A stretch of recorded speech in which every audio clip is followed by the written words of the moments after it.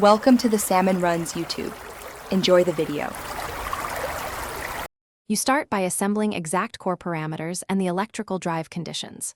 First, confirm core material, lamination thickness, resistivity, and core volume from datasheet.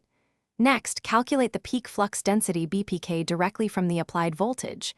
BPK equals V divided by 4.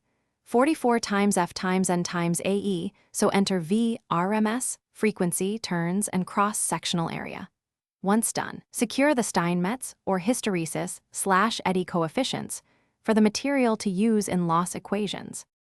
With BPK and material constants in hand, plug values into the chosen model.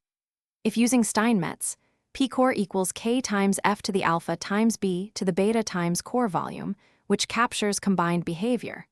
Alternatively, compute hysteresis and eddy losses separately.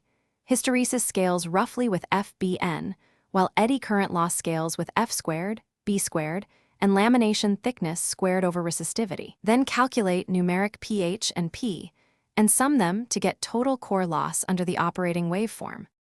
Finish by validating your computed core loss against measurements and then refine.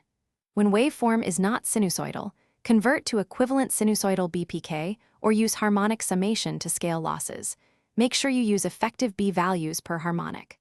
Run a calorimetric or no-load test to measure actual loss and compare model results.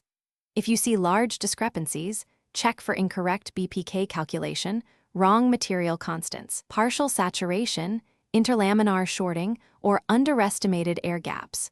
Fix those and recompute to converge on accurate loss estimates. Thanks for watching. Consider subscribing if we helped you.